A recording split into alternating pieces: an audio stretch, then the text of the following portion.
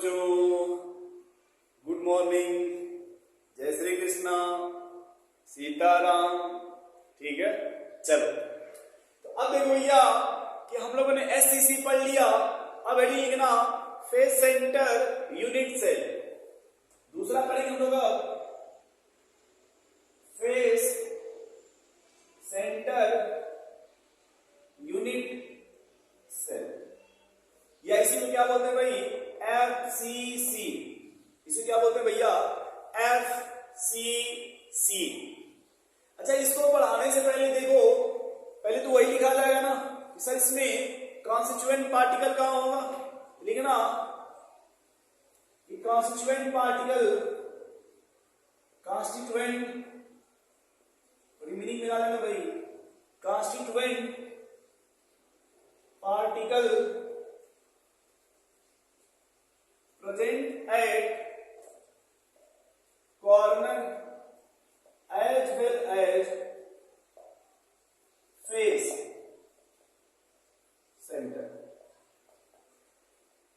corner as well as face center। अब हम देखते हैं भाई कि हमारे में एफसीसी में एटम कहां का होगा, कॉर्नर का और फेस पे होगा। तो हम लोग सीधे लिखते भाई टोटल नंबर ऑफ एटम, या इसी को बोलते lattice point. Lattice point corner कितने हो गए 8, फेस कितने 6, इन टोटल लैटिस पॉइंट 14। समझना। अब ये लिख लेते हैं कंट्रीब्यूशन। कंट्रीब्यूशन एकदम देख के चले जाओ। कॉर्नर कंट्रीब्यूशन 1/8, कॉर्नर है कितना 8। फेस का कंट्रीब्यूशन 1/2, फेस है कितना 6। अब बताओ भैया ये कितना आएगा, 8 से कट जाएगा 1 प्लस 1/2 से कटेगा ये 3। इसी को तो आप एन इफेक्टिव या जेड। तो जेड की वैल्यू कितनी आ गई बताओ, जेड की वैल्यू कितनी आ गई 4। देख लो भैया पहले आप लोग अच्छे से। भाई हमने कहा कि जो कॉन्स्टिट्यूएंट पार्टिकल्स है present at corner as well as face centre. Cube में कॉर्नर कितने होते हैं 8, फेस सेंटर कितने होते हैं 6। या तो आप बोल इसको टोटल नंबर ऑफ एटम, या कॉन्स्टिट्यूएंट पार्टिकल्स, या लैटिस पॉइंट। कितने टोटल हो गए 14। कॉर्नर का कंट्रीब्यूशन 1/8, फेस का कंट्रीब्यूशन 1/2। तो ये आ गया एन इफेक्टिव। इसी बोलते हैं total number of effective atom 1 + 3 4 हो गया। बोलो भैया। अब हम देखो समझते हैं, यहां पे कहा गया कि सर हमारा एटम कहां होगा। समझो हम क्यूब में से, जैसे मान लो अगर क्यूब बना लेते हैं, ये क्यूब हो गया। इस क्यूब से हम एक फेस को बाहर निकालते हैं, किसी भी एक साइड को। तो मान लो हमने ये साइड बाहर निकाल लिया ऐसे,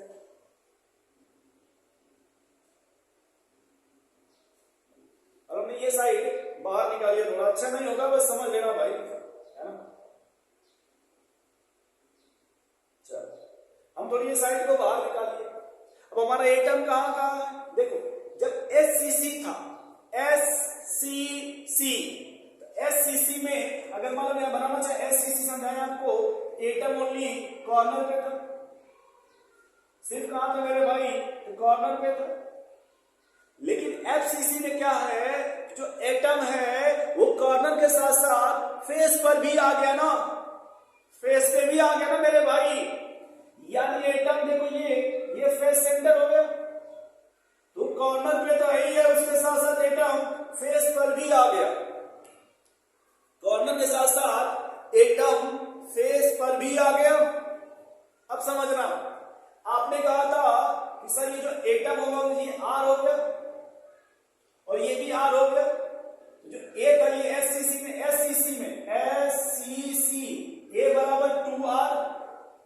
गाना गा रहा था ना भाई वहां पे, ये गाना चल रहा था कि एससीसी में एज लेंथ और रेडियस में ये रिलेशन होगा। अब यहां देखो एफसीसी में कितने एटम आ गए 3 एटम। अब हम इनको थोड़ा बाहर निकाल लें। बोलो बोलो बोलो बोलो।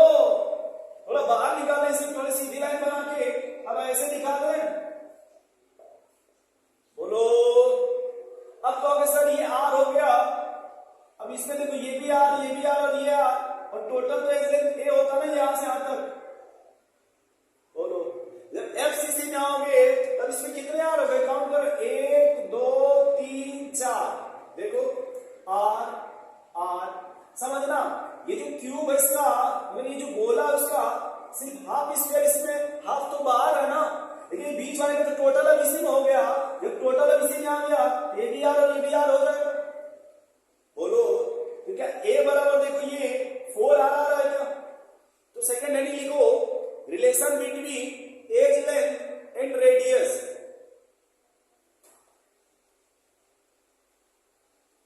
सेकंड लिखेंगे, second relation between edge length and radius.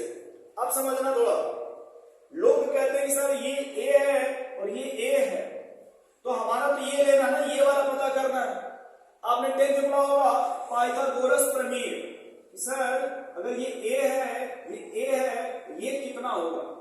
मान लेते थे ए बी सी, तो कहते थे सर ए बी का स्क्वायर प्लस बी सी का स्क्वायर इक्वल ए सी का स्क्वायर।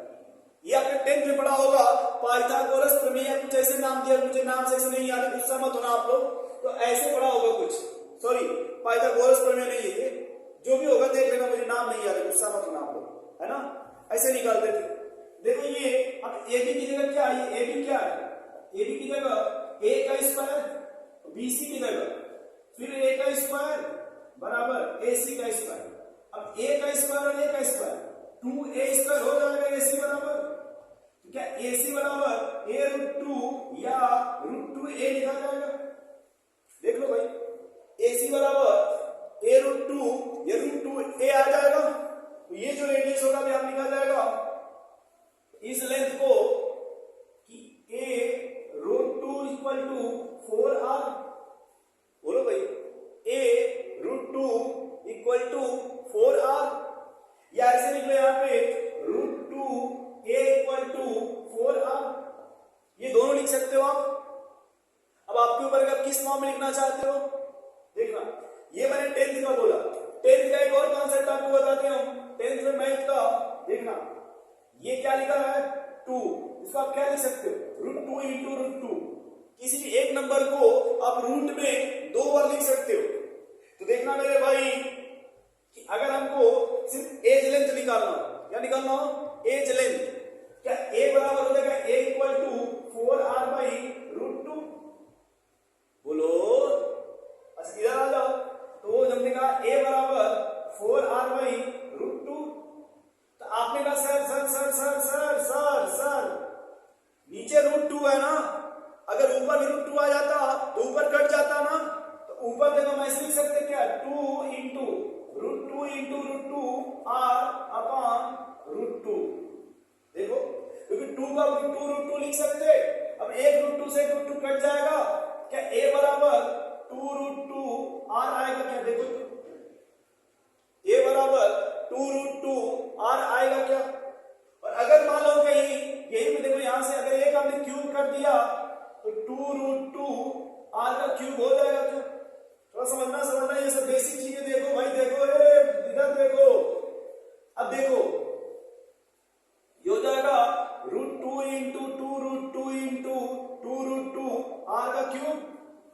अब जो बाहर निकालो 2 2 2 8 हो गया इंटू रूट 2 हो गया इंटू रूट 2, 8 2 जा 16 रूट 2 r क्यूब। हमें जब रिक्वायरमेंट होगा तो a क्यूब की जगह 16 रूट 2 r क्यूब रख लेंगे। चलो तो पहले ये समझ गया आप लोग रेशियो क्या आ गया, रिलेशन क्या आ गया, एज लेंथ में और रेडियस में क्या रिलेशन है, तो edge length equal to 2 root 2 r। बोलो भाई अब लिखना थर्ड पैकिंग फ्रैक्शन, थर्ड क्या हो जाएगा दोस्त पैकिंग फ्रैक्शन।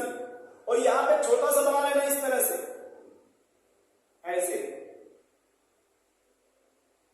यहां पे छोटा डायग्राम बना लेना r r r।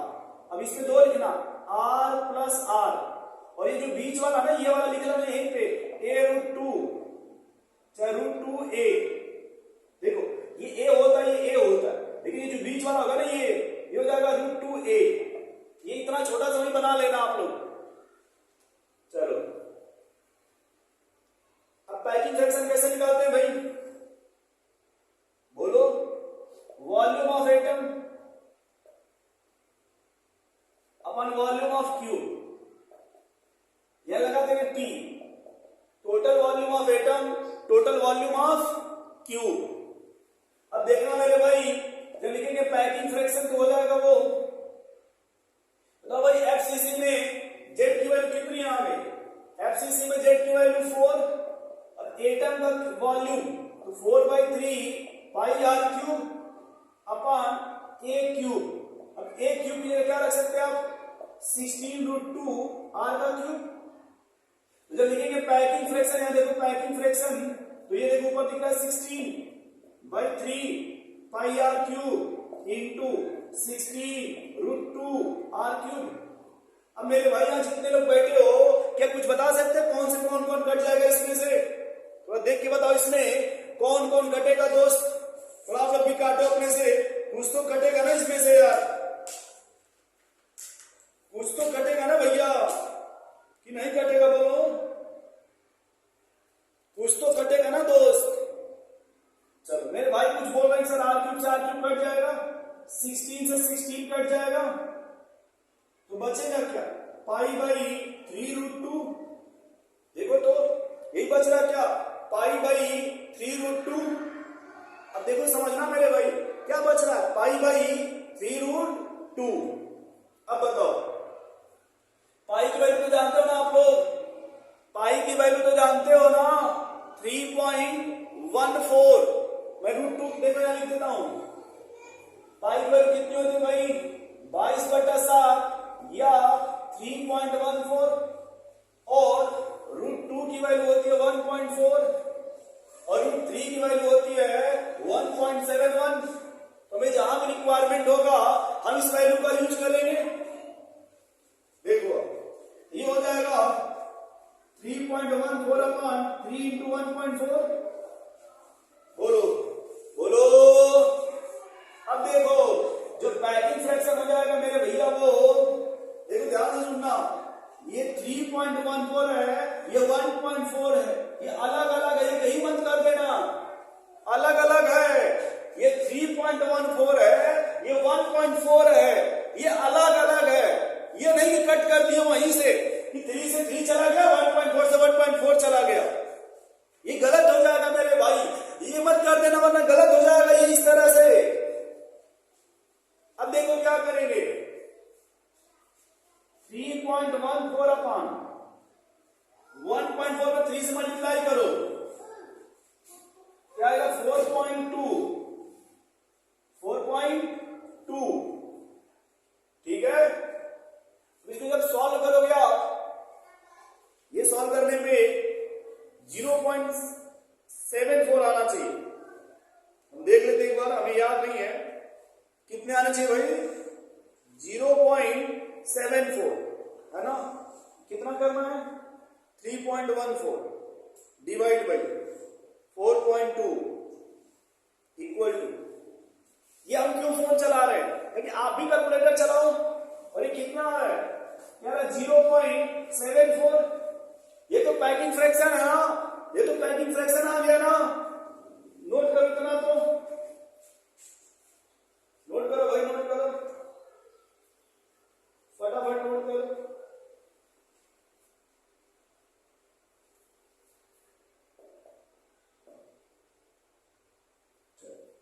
तो पहला पार्ट हमारा हो गया, पहला पॉइंट ये हो गया पहला इसका, जेड की वैल्यू हमारी मिल गई कितना 4।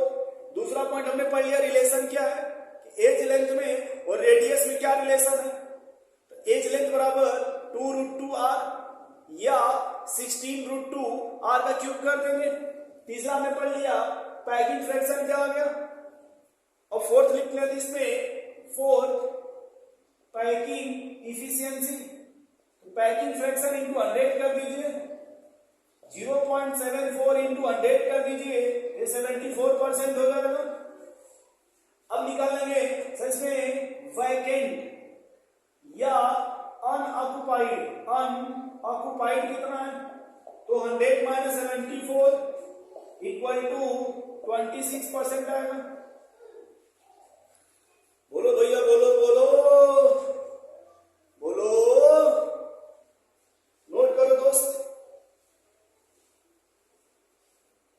थोड़ा सा हम पानी पी लेते हैं तो तक आप लोग नोट कर लो, है ना। यदि कहीं भी कोई दिक्कत हो तो आप पूछ सकते हो, कोई दिक्कत नहीं है, कोई टेंशन नहीं है। आप बोल रहा है सर वो नहीं आ रहा है, ठीक है।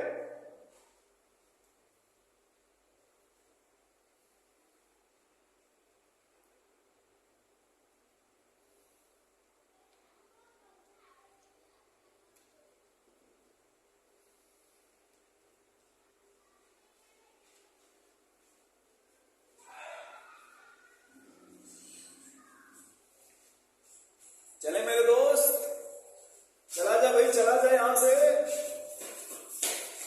चलो। हेलो टीचर, चलो। अब नेक्स्ट लिखना मेरे भाई बीसीसी, ये तो एफसीसी है ना।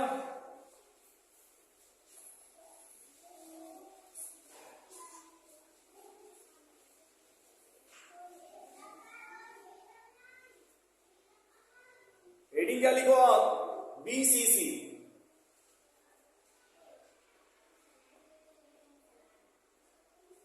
बॉडी सेंटर यूनिट सेल,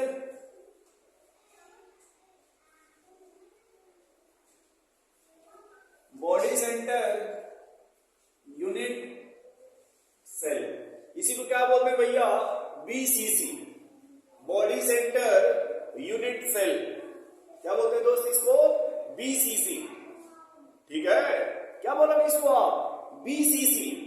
चलो तो यहां देखो कि पहले बॉडी सेंटर में पहला पॉइंट क्या देखा जाएगा सर, यहां पे लैटिस पॉइंट क्या होगा, या कॉन्स्टिट्यूएंट पार्टिकल का क्या मीनिंग है यहां पे।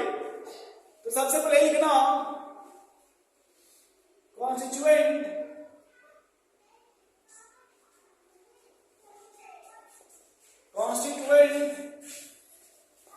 Particle present at corner as well as body centre, as well as body centre. Corner के साथ साथ कहां प्रेजेंट होगा भाई, बॉडी सेंटर पे। अब देखो देखो, अब हम देखेंगे लैटिस पॉइंट या टोटल नंबर ऑफ एटम या लैटिस पॉइंट। तो एटम कहां कहां भाई, कॉर्नर पे और बॉडी सेंटर पे। कॉर्नर कितने होते हैं भाई, अभी देखो इसी को आप बोलते हो जेड या एन इफेक्टिव। एन कॉर्नर कितने होते हैं, 8, बॉडी सेंटर कितना है, 1, ये कितना आएगा 9। कॉर्नर का कंट्रीब्यूशन 1/8, बॉडी सेंटर कंट्रीब्यूशन 1, ये कितना आएगा, यानी जेड की वैल्यू देखा जाए बीसीसी के लिए कितनी आ गई भाई, 2। ये काम हो गया हमारा। अब देखो क्या रहा है कि सर जो एटम होगा वो कहां पे है, बॉडी डायगोनल पे और कॉर्नर पे। तो समझना, सबसे पहले हमें ये समझना है कि बॉडी डायगोनल क्या है, बॉडी डायगोनल क्या होता है। अगर क्लासरूम में तो समझना, क्लासरूम में इस कॉर्नर से उस कॉर्नर पे जोड़ना है। और हम दिखा रहे हैं बॉडी डायगोनल, देखो तो समझा पाते हैं आपको। देखो देखो, ये कॉर्नर हो गया, ये कॉर्नर हो गया, ये कॉर्नर, ये कॉर्नर। जब इस कॉर्नर इस कॉर्नर को मिलाओगे और इसको बोलते हैं फेस डायगोनल। क्या बोलते हैं, फेस डायगोनल, है ना। तो देखो अब ये दो, इसको बोलेंगे बॉडी डायगोनल। अब इसको देखो कैसे हम आपको समझा रहे हैं यहां पे।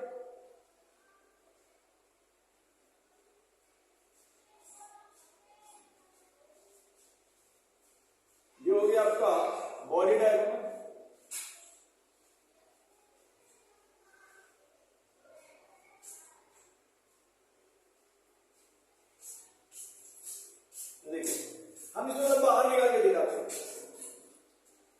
एक मान हो गया ये एज लेंथ ए, अब दूसरा हो गया फेस A√2, और ये निकाल, इसको ये आपका है बॉडी डायगोनल, ये आपका फेस डायगोनल, और ये आपका एज साइड, ठीक है आपका साइड।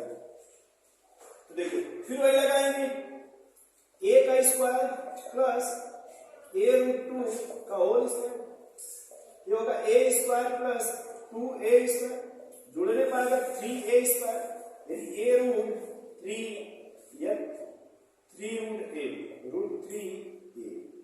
ये वैल्यू आ जाएगी बॉडी डायगोनल की। और फिर वही आएगा बॉडी डायगोनल कितने एटम, ये हो गया R2R। अब देखो अब इधर आ जाएगा, अब आएंगे यदि लिखना बॉडी डायगोनल, लिखना relation between edge length and radius. दूसरा पॉइंट ये पहला हो गया, relation between edge length and radius. तो बताओ भाई क्या है relation, A√3 equal to 4R, A equal to 4R by √3। बोलो भाई ये ना A√3 √3a, A बराबर हो जाएगा 4R बाई √3, है ना। अब देखो अगर हम A का क्यूब कर ले, A का क्यूब 4R बाई √3 का क्यूब हो जाएगा, और ये कितना हो जाएगा 64R का क्यूब अपॉन 3√3 आ जाएगा ये। अब थर्ड क्या था हमारा, पैकिंग फ्रैक्शन। ये क्या होता है भाई, total volume of atom upon total volume of unit cell, यानी क्यूब। किसका निकालना भाई, क्यूब का। अब बताना मेरे भैया आपको पैकिंग फ्रैक्शन, टोटल एटम कितने इसमें 2 इंटू 4/3 पाई क्यूब इंटू, अभी डायरेक्ट रख लें 64R का क्यूब इंटू 3√3 पैकिंग फ्रैक्शन बताना। देखो 4 2 जा 8, 8 8 जा 64, और 3 से 20, R क्यूब से R क्यूब, तो पाई√3 इक्वल टू 8 आएगा क्या, पाई√3/8 आएगा। सॉल्व करो, 3.14 इंटू 1.7 अपॉन 8। अपने मन से मान लो अगर इसको 1.6 कर दे, क्या 2 टाइम्स आ जाएगा क्या, थोड़ा सा बढ़ा दिया जाए तो थोड़ा सा ज्यादा आ जाएगा, ये 0.68। अगर पैकिंग इफिशियंसी निकालोगे, पैकिंग इफिशियंसी 0.68 इंटू 100 कर दो तो 68% हो जाएगा, और वैकेंट अगर देगा वैकेंट तो ये 32 हो जाएगा, 32%। बोलो भाई, नोट कर लो इतना आप लोग, फटाफट नोट करो भैया, इतना जल्दी से नोट करो आप लोग।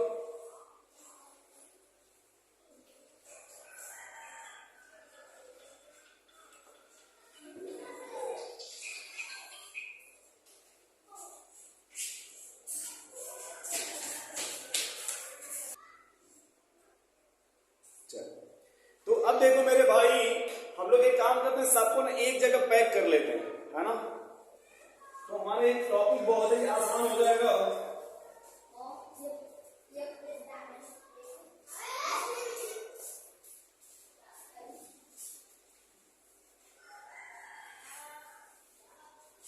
देखो कैसे याद रखेंगे, सीधी सी बात की, यूनिट सेल कितने प्रकार की थी, 3। कौन कौन, अच्छा एक बात सुनो आप, लोग कहते हैं कि सब लोग फेसबुक चलाते हैं, सब लोग क्या करते हैं भाई, फेसबुक चलाते हैं।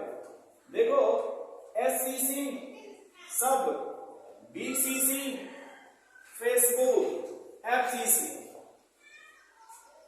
गुस्सा मत होना, पहला सवाल कॉन्स्टिट्यूएंट पार्टिकल, या फिर मैं इसको एससीसी को यहां कर देता हूं,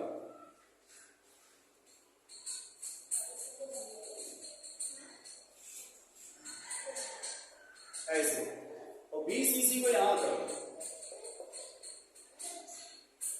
ऐसे एक बॉक्स बनाना और अच्छा लगेगा।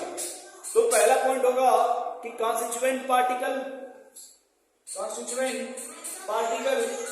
या लैटिस पॉइंट,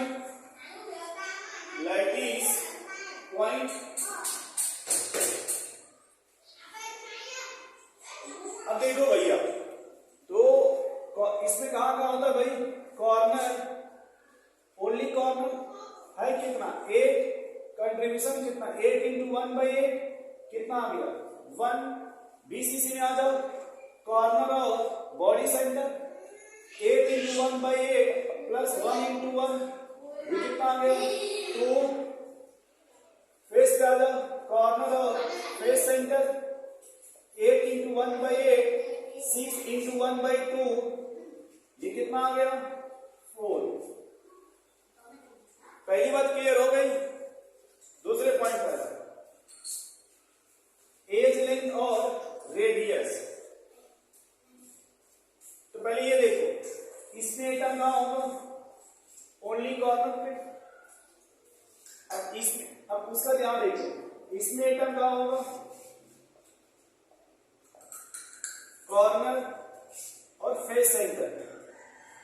अब इसमें एटम कहां होगा,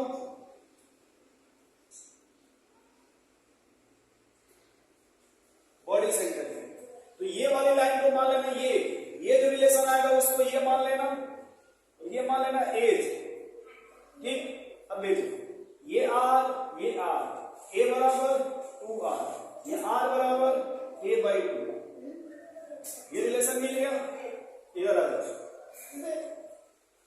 a√2 equal to 4r, a बराबर 4r/√2 2√2r, sorry a equal a बराबर 2√2r आ गया। अब इधर देखो, ये हो गया 2√2r, ये हो गया a, सॉरी a√2। ये जब आएगा, ये वाला हमारा वो आएगा a√3, यानी कि 4r equal to a√3, a बराबर 4r/√3। ये सबका आ गया यही बोल पे रेशियो, बोलो। तो यहां पे आता भाई कि a इक्वल टू, अब क्यूब कर लो, 2r का जब क्यूब करोगे तो 8r का क्यूब, यहां जब आप a का क्यूब करोगे तो हो जाएगा 64r का क्यूब अपॉन 3√3, और यहां जब a का क्यूब करोगे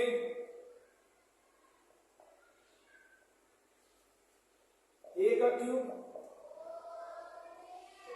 16√2r का क्यूब आ जाएगा। ये भी एक क्लियर हो गया। अब निकाल लेते हैं पैकिंग फ्रैक्शन, बोलो भाई। तो देखो यहां पे एटम कितना होता है 1, एटम का वॉल्यूम 4/3 πr³ इंटू a की जगह 8r³। अब देखो सब सीधे कट रहा है, साफ साफ दिख रहा है कि 4 से 8 कटेगा 2, r³ से r³ कट जाएगा, ये π/6। यहां निकालो पाई की वैल्यू। अब देखो a³ sorry packing fraction equal to a, z की वैल्यू कितनी आ गई इसमें 2 इंटू 4/3 πr³ इंटू 64r का क्यूब, ये ऊपर जाएगा 3√3। तो 8 से कटेगा 8 आएगा, 3 से 3 कट जाएगा, r³ से r³ कट जाएगा, यहां आएगा पैकिंग फ्रैक्शन इक्वल टू π√3/8, और यहां आएगा पैकिंग फ्रैक्शन इक्वल टू, ये देखो कितना भाई 4 इंटू 4/3 πr³ इंटू 16√2r का क्यूब, r³ से r³ कट गया, 16 से 16 कट गया, पैकिंग फ्रैक्शन पाई बाई 3√2। एक तो देखो रेशियो ये आ गया कि एससीसी में पाई बाई 6 ये, और बीसीसी में पाई√3/8 और एफसीसी में पाई/3√2 4। अब इसको अगर सॉल्व कर लें तो 3.14 इक्वल टू 6, 0.52 या डायरेक्ट लिख देते हैं 52%। 3.14 1.7/8 ये हो जाएगा 0.68 या 68%। 3.14/3 into 1.4 0.68 या 6, रुक जाओ, ये आएगा 0.74 या इसी बोल सकते हैं आप 74%। बोलो वैकेंट कितना है, यहाँ वैकेंट निकालो, वैकेंट खाली कितना है, वैकेंट बताओ। तो 100 में से घटाओ 48, 100 में से घटाओ 32, 100 में से घटाओ 26। अब 3 सवाल यहां मिलेंगे आपको। एक, जब हमसे रेशियो बोलेगा तो पाई/6, पाई√3/8, पाई/3√2। अब हमने क्यों कहा कि सब लोग फेसबुक चलाते हैं, देखो सब लोग फेसबुक। एससीसी में 52%, सब बीसीसी में 68%, एफसीसी में 74%। देखो ऐसे रटना नहीं पड़ेगा कि भैया ये तो 52% है, थोड़ा बढ़ा दो, 68% हो गया, थोड़ा और बढ़ा दो 74% हो गया। देखो कितना आसान हो गया कि एससीसी में 52%, बीसीसी में 68%, एफसीसी में 74%। सबसे अधिक पैकिंग ज्यादा कहां पे है? एससीसी में, सॉरी एफसीसी में, उससे कम बीसीसी में, सबसे कम एससीसी में। इसका मतलब क्या हुआ कि अगर आप पूछा जाए स्टेबिलिटी, क्या पूछा जाए स्टेबिलिटी, तो directly proportional packing fraction, directly proportional packing fraction. सबसे अधिक स्टेबल एफसीसी, उससे कम बीसीसी, उससे कम एससीसी। इतनी बात समझ गए? ये नीट में पूछा गया रिलेशन, नीट में पूछा गया है एससीसी में, बीसीसी में और एफसीसी में रेडियस का क्या रिलेशन है, एज लेंथ का क्या रिलेशन है, तो वो हमने बता दिया। फिर पैकिंग फ्रैक्शन क्या है वो बता दिया। फिर आपका वैकेंट क्या है, अनऑक्युपाइड क्या है वो बता दिया। फिर रेडियस में एज लेंथ में रिलेशन क्या है वो बता दिया। फिर इफेक्टिव नंबर ऑफ एटम या जेड वो बता दिया। बोलो कितना अच्छा है, ध्यान से देखो। एससीसी में 1, बीसीसी 2, एफसीसी 4। बोलो भाई बोलो, एफसीसी में 4, बीसीसी में 2, एससीसी में 1। रटने की कोई रिक्वायरमेंट नहीं है। फिर समझना, अगर हम 2 एटम को सिर्फ कॉर्नर पर रखते हैं, ओनली कॉर्नर पे एससीसी, बीच में आ गया 2 कॉर्नर और एक फेस पर रख दिया एफसीसी, एक फेस सेंटर, एक सेंटर और डायगोनल ले लिया डायगोनल बीसीसी। चलो तो हम लोग इतना करते हैं भैया, रहने देते हैं, अगले क्लास में फार्मूला पढ़ेंगे, ठीक है। वैसे मैं कुछ फार्मूले आपको बता भी देता हूं, कुछ फार्मूले आपको बता देता हूं कि क्या होता है। देखो समझ लेना मेरे भाई, 2 बातें, 2 तरह के फार्मूले थे, मैं वो बताता हूं आपको।